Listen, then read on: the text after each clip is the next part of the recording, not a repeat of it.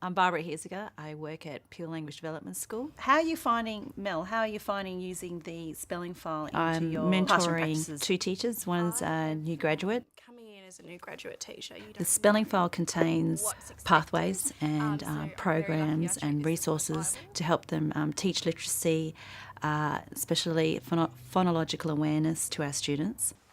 Pure Language Development School is in Western Australia. How are you today? Good, thank you. How are you then? We look after students who have specific language impairment. How are you today? Good, thank you. How are you today? I'm good. I love the way you're sitting. Ready?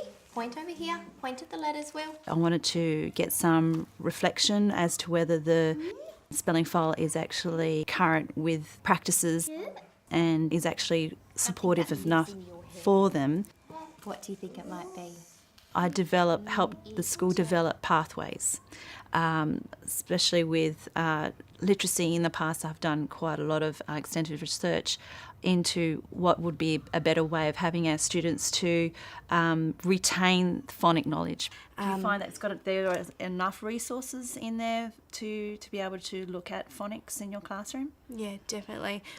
Because we use Jolly Phonics from kindy all the way up to year 3, the kids are used to it. They know exactly, if you go like this, they know exactly what sound it makes. Is it using the same language? It's the same language across the board from kindy all the way to year 3. So it's really important to stick with what they already know, their prior knowledge to what they know now. And so You're finding using the common language is helping, especially with those students who are coming through who have been in our school in pre-primary. You're finding that kindy, yeah, they're more advanced than those that are coming from a mainstream. mainstream Yeah, class. definitely.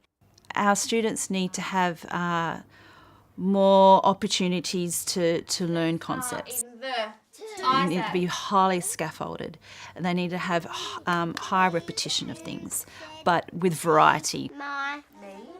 Me. Do you use the South Australian spelling test, which is in the file, to help you with diagnostic spelling capabilities? Yes.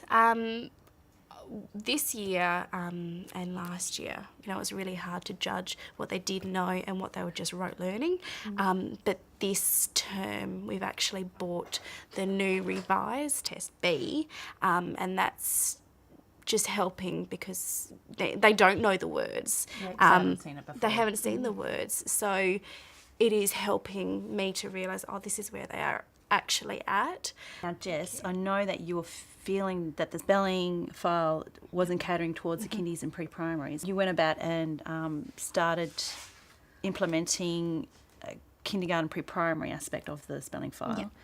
How have you found working in your class? Basically, the reason we decided to develop it was because there wasn't enough in the year 1 to 3. It's been a lot easy for a kindergarten teacher to grab this and be able to follow a developmental progression.